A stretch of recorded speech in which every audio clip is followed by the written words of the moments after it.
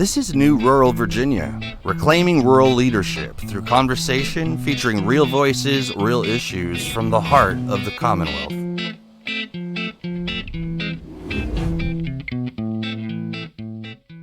All right, y'all, welcome back and Happy New Year. You're listening to New Rural Virginia Podcast. I'm Parson Brown. And I'm Larry Wohlers, and we are your podcast hosts. So, Parson, this is our second year of podcasting, right? So happy 2026. It's crazy how that happened. Yeah, happy 2026. You know, and some people thought we started this in order to talk about rural Virginia policy and stuff, but actually, our real intention was so that people would hear your amazing turkey gobble vocals when you did at Thanksgiving, and then your Santa imitation. So I'm kind of wondering what you're going to do for us now in 2026. Is there a rural version of the Times Square ball dropping, or? Right. Well, you know, even though that was the master plan from the very beginning, you know, and it's been so fun. And I'm actually am a voice actor. That's something that I do. But what's been so profound for me is, and I will come up with something fun, Larry, but like the voices that I've really enjoyed hearing are from rural Virginia and people that we've gotten to know and people that are stepping up and standing out to make a difference in our communities. But it is the honest truth. Well, you got me there, you know, and that's why we are so excited to start our 2026 season with the very same person we started our 2025 season. Our all-time favorite Bedford County farmer, Joy Powers. Yes, welcome back again. Yes, thanks, guys. You guys were my first podcast in 2025, and so I'm very glad to be back with you guys again. So, well, you know, after that first podcast, I shared it with my son, who knows a bit about this stuff, and he said, "You guys, you podcasters, you need a bit of work." But she was great. She's a natural. Yeah. Well, So thank you for making us sound better than we actually were in the beginning. Oh, no, I appreciate you guys. You guys are like coming home. We can talk anytime. Well, you know, you started out as a candidate running for delegate, and I feel like we're super excited to be kind of watching you grow into a much larger and next step. You're now running for Congress. Yes. So it's been quite the journey. So, I say this kind of all started back in 2024 when we found out that we were going to have to face another Trump administration. I think we all kind of had our oh crap moment, you know, and then we, said, what can we do? And so for me, it's never been about running for office. It's about how do I get my community representation? And then, God willing, these doors have opened. And so we're really excited to be able to build a campaign that really addresses the real needs of CD9 in rural Virginia. So you're a democratic force of nature, and we've been very privileged to watch since the inception. So it's really amazing. Thank you for all your work you've done and for your progress. Thank you. I appreciate that. And it's also great to be starting out this new year with you, because one of our themes that we're trying to focus on is rural prosperity, right? What would it take for to have a democratic strategy to really bring back rural prosperity and frankly, rural economic freedom, which is another side of that. And, no one knows rural more than you do, and so you're the perfect one to start that conversation. Before we do so, we know that you've been out traveling in Southwest Virginia, and would love to just hear what you heard, what you saw. So last week we spent a week out kind of on the road, and something that's really important to know about my district and CD9 is that it's one of the largest, most rural districts on the entire East Coast. So our district itself is larger than the state of New Jersey. Wow. So when you've got from Bedford to Bristol, from Pennington Gap to Roanoke County, like those are all very unique communities with their own unique challenges. And so what I love about what you guys just said was your focus is on rural prosperity. Because too often I think that we focus on, we look at a district like mine and we say, hey, there's a big pocket of voters here and there's a big pocket of voters here. And how do we win their votes? But the real question is, how do we serve these communities? Because what I saw last week, I saw community after community say, we're willing to have a conversation. We're willing to vote for somebody. We don't care who they are if they show up. And these are communities you do not get to on accident, And so, one of the places that we went last week was we were in Scott County. They have a pediatric cancer cluster investigation going on right now. And what we ended up finding out was there has been no interstate cooperation between Virginia and Tennessee. That is extremely critical in this case because there are no healthcare providers on the Virginia side of that community. They are all on the Tennessee side. Wow. Yeah. So, the issue was, there hasn't been any federal intervention into that issue, but federal intervention is what it's going to take to have that cooperation. And so, there is a element of we're going to campaign and we're going to go out and we're going to get these votes. But then we also have communities who have real legitimate needs.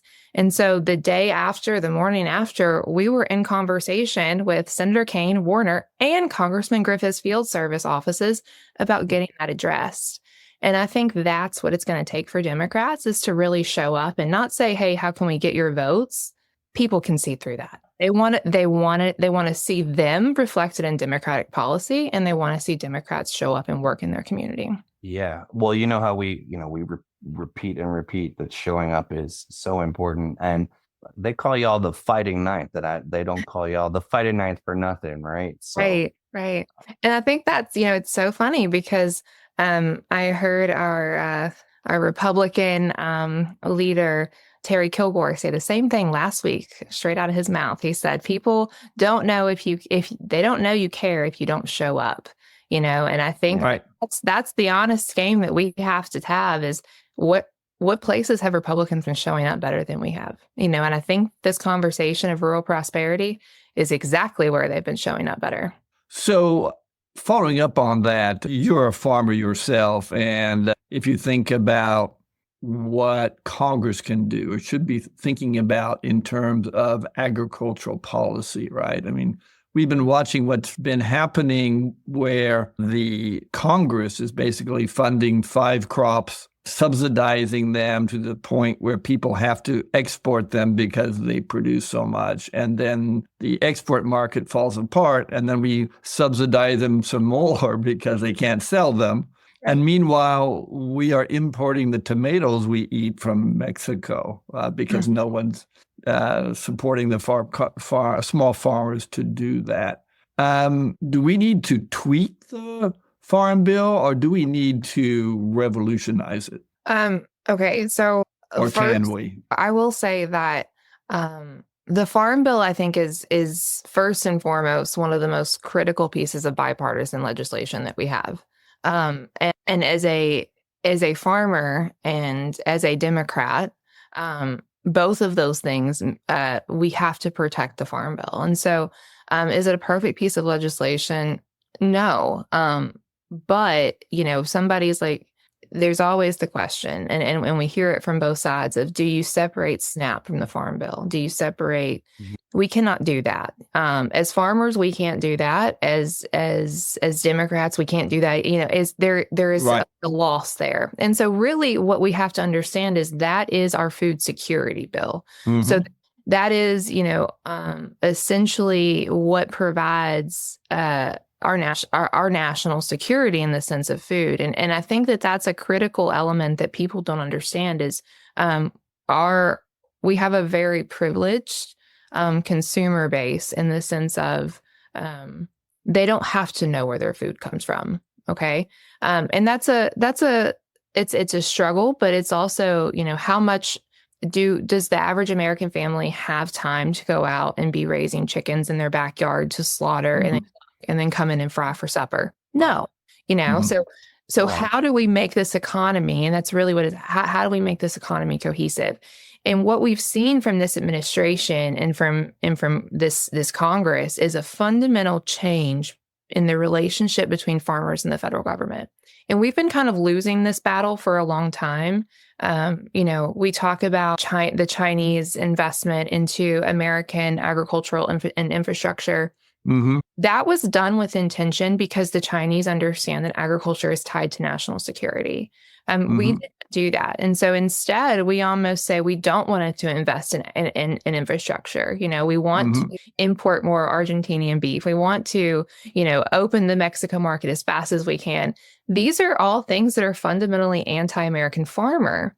So at the same time, it's a real struggle because Trump just announced that he's going to be investing the four big meat packers. We have four companies that control 80% of beef processing. Right. The issue is JBS was the biggest donor to his inauguration fund. Every move he's making is to serve those foreign beef companies. Right. And he has done this whole investigation thing before in 2020 and nothing came about it. Yeah. And that's the struggle we have right now is the problem is being acknowledged and talked about, but this country is in so much chaos that no one is realizing that there's been no follow through. So farmers are still really getting the shaft. I say this and I can talk about this because I am a beef farmer, but we're seeing this kind of mimicked, throughout consistently. There's a growing push to make sure that the American family spends every bit of, extra income that they have. We're seeing that same thing happen with American farmers. So the question is does our government even want American farmers to be prosperous anymore? And by the way they're moving, I don't think the answer is yes. As we discuss prosperity, would it be fair to say that there has to be in the messaging an allotment for some durability into what economic freedom is, because otherwise we end up in these situations where monopolies are engaging price discrimination. How can we address that in rural communities head on? Yeah. One of the great examples that I heard just last week was, we sat down with some folks from economic development from Tazewell County. And they were talking about one of the issues that they're seeing is all of the investment, all of the grant money, even money coming from the Tobacco Commission. We're seeing these international companies come with these great plans, and they're coming and they're taking up these fundings in these local communities, and they don't work out. Or they end up taking 10 years, or they end up taking all of these local resources. And then, we are not even, the very first and foremost step we can do is to prioritize our own people and our own economic investment, our public economic investment. And, that is something that, we're hearing directly from rural communities. They're saying, thank you for investing in us. Thank you for having these grant opportunities, but we're not even getting a fair chance at them. And so I think that that's, making sure that we're keeping local people in charge of local economies is critically important. And then, from as far as the rural, economic durability was, we have to make sure that we have more financial security. And, I know we talk about healthcare a lot, but until we actually have a healthcare system that serves rural Virginians are not going to be able to be financially secure. I was talking to a man last night, and his daughter-in-law passed away. She has 4 children with cancer, and she battled cancer for 4 years, and now her husband is left with 4 children, and then that medical debt. What is that economic burden, not just for her husband, but for those children? That is obviously going to impact every opportunity that they have from now forward. And that is a flawed policy system. So we must fix that. Yeah, absolutely. The way medical debt and the way medical costs affect people, and we're seeing it now, of course, with the expiration of the Affordable Care Act subsidies and and restricting Medicaid. It's going to make it much harder for people. It is, and I think the other thing is housing. If we really take this back to Maslow's hierarchy of needs, if we want to get philosophical about it, we have to make sure that our community members have the basic, like, if they don't have anywhere to live. So we were in Pennington Gap, and there's a huge rising unhoused population in Pennington Gap right now. we see and we hear about resources in Roanoke, and we hear about things for places like Bristol and Richmond, but we don't. How many programs are designed for rural towns like Pennington Gap and their unhoused population? Right. Because what a lot of folks, even our friends and allies in other regions of the state, I think there are folks beyond Roanoke, beyond Richmond, beyond closer to DC that aren't in those general regions that get overlooked, whether it's intentional or not. And that's what that's who we're trying to uplift and protect in these conversations. And it's easy to do because we are, as you said, we're set up in a way that folks don't necessarily need to know or be reminded every day about where we get our food, just for one example. And that means that our healthcare slips through the cracks and other things get avoided or ignored. Absolutely. Right. And I think that, what we also can do is celebrate some of the successes. And so we saw last week some really great programs. Bristol, they had a few years ago, they had their local prison was overcrowded. They created this really beautiful alternative sentencing program that really provides dignified ways to link people back into the community. Because what they said they found was these people really want to do a good job, but a lot of times they don't have the resources. And, if when you don't have the same amount of ministries or, social groups or nonprofits working in these areas, local government can step in and do some really neat things. And when they do, like the city of Bristol, that deserves to be celebrated. The Appalachian Center of Hope. If you're ever in Marion, you should check that project out, because they took an old TB unit that was on the demo list. Like, the pictures are crazy. They took it and they had got $6 million in grant funding, historical tax credits, everything, and turned it into an opioid recovery center.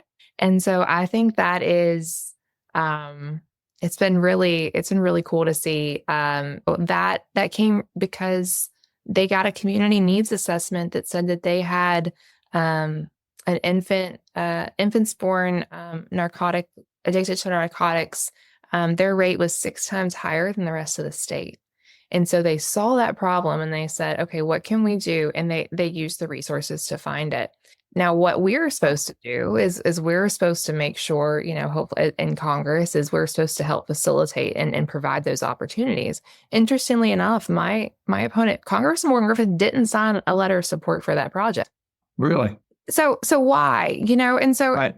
That should not be partisan. And so I really think that that's the kind of nonsense, like not supporting projects like that people really are kind of tired of and ready for new kind of leadership. One of the things we've talked about a number of times with New Rural Virginia is the importance of small business in rural areas, right? In fact, we just have a newsletter out just now, which I'll flag, about the Robinson-Patman Act. We said the most important act that most people have never heard of because it outlawed price discrimination and manipulation by big companies.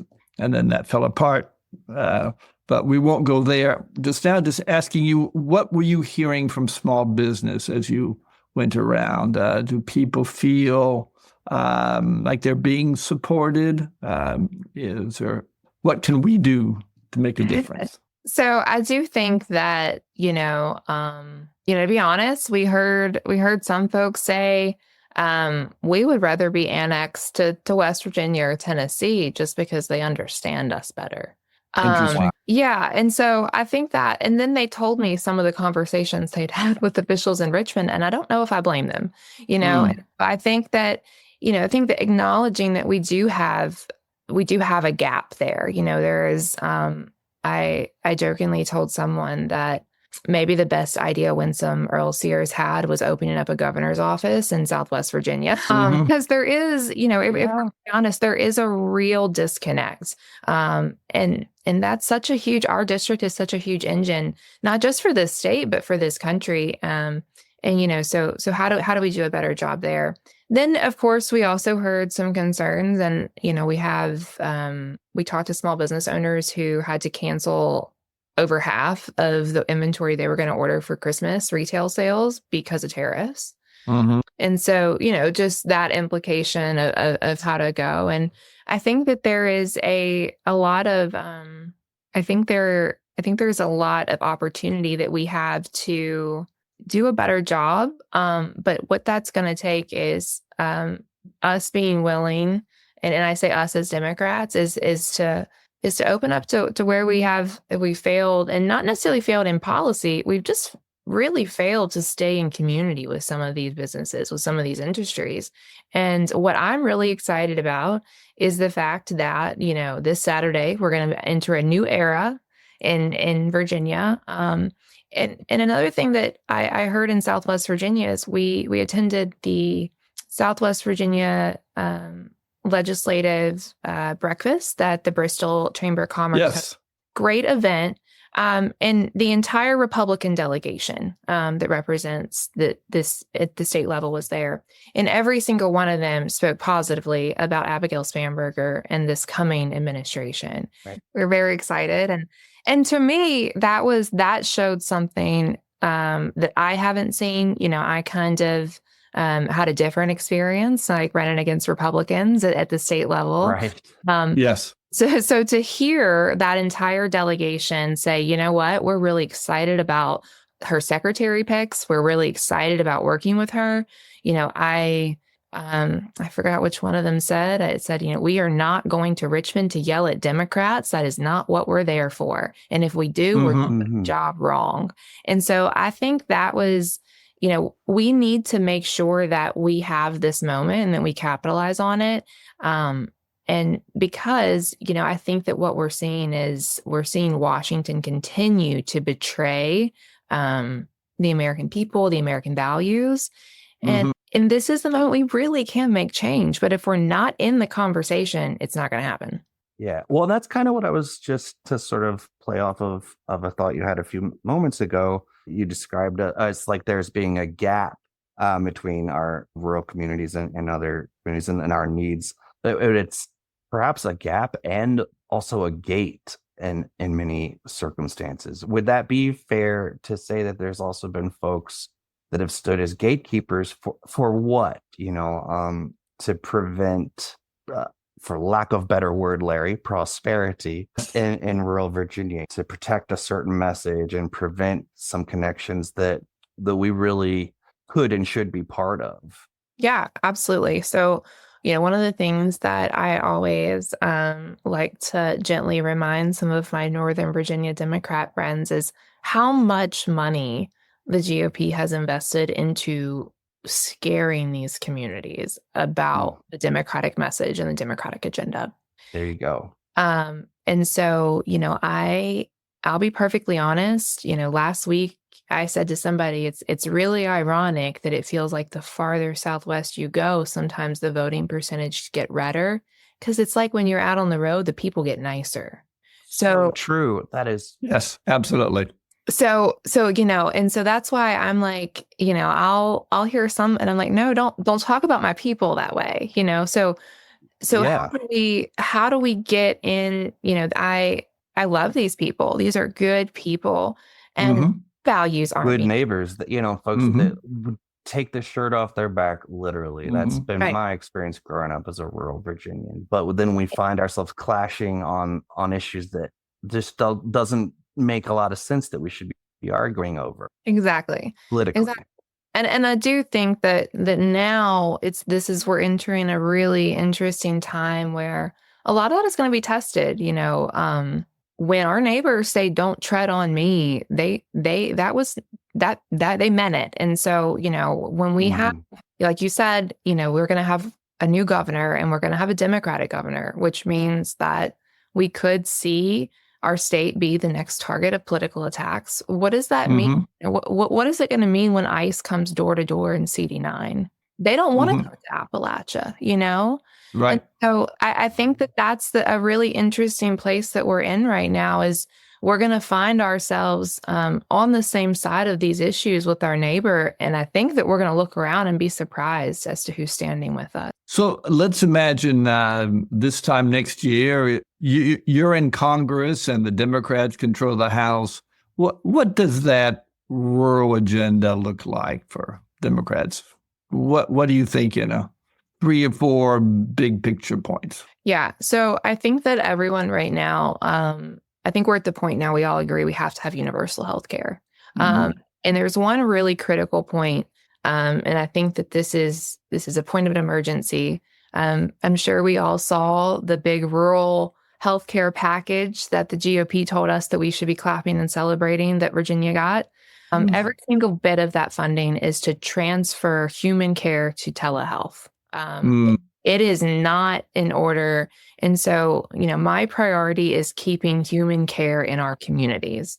And so that's why we have to make sure that we are very specific when we talk about what our healthcare wants are for rural America. We want actual in-person doctors in our communities. I don't know who decided Right. to deserve that, Right. but mhm, and It's a commodity when for some things it works, but a measure to further distance rural communities from the rest of the population is not right. mhm. the right fix, in No. my opinion.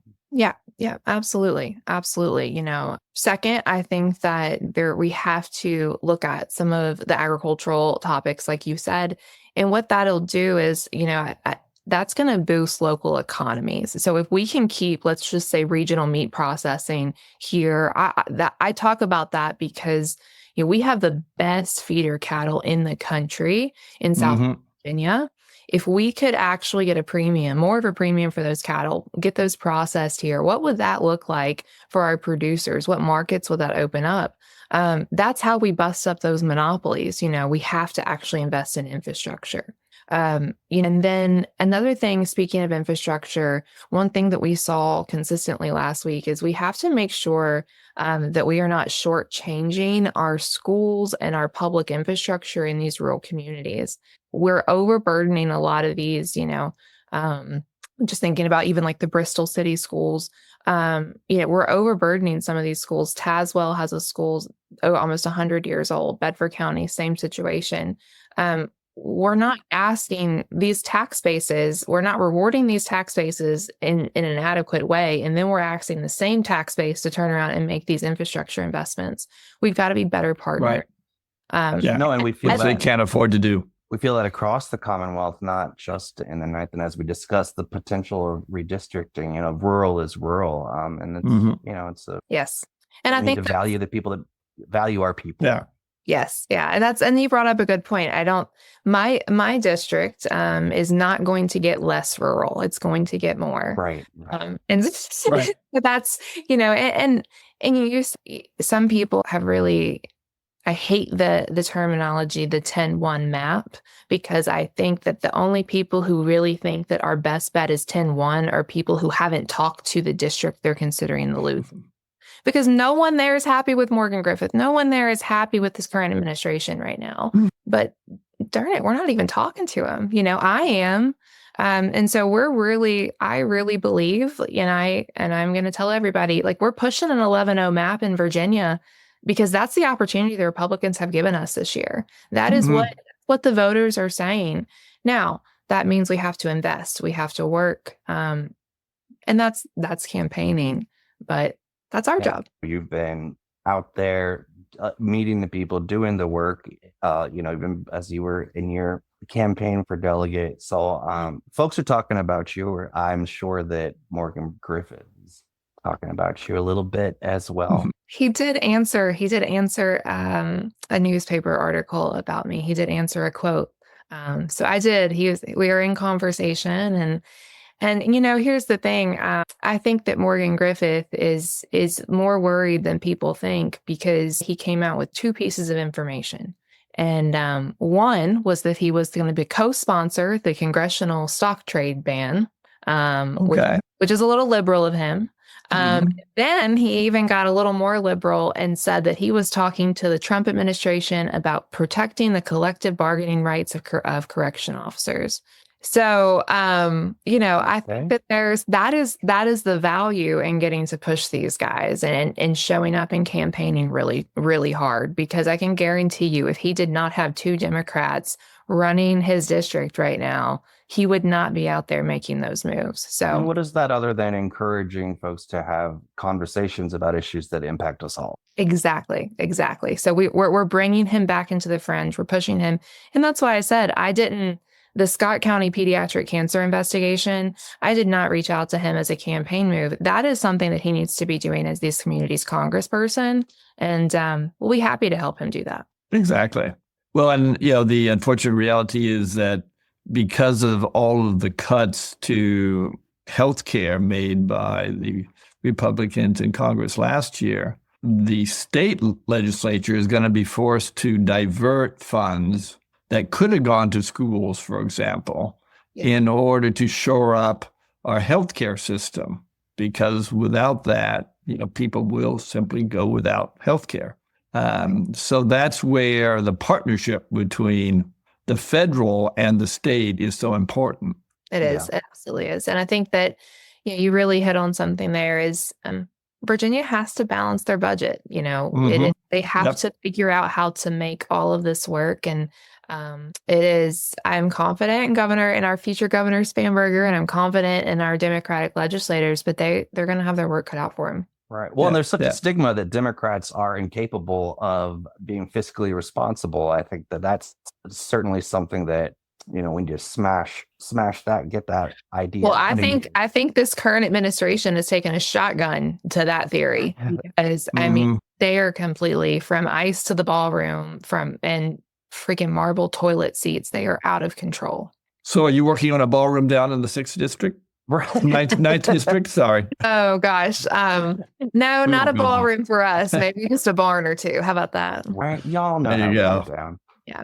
Thank you so much for everything that you do and for continuing to join us on New Rural Virginia podcast. Thanks for updating us on what's going on down there with our friends in Bristol. I don't get down there as much as I wish I could. We're a large Commonwealth, but we are all in this together, right? We are. So thank you guys. And just in case, how do people find you? So my website is joy4va.com. So that's JOYFORVA.com. And that's the forever site, because whatever and whenever she needs to step up, that's right. Joy Powers. Yeah. So we're just going to try to bring joy to as many people as possible. Amen. I love that. Absolutely. Okay. Well, thanks so much. Look forward to following your campaign and talking somewhere down the road. Awesome.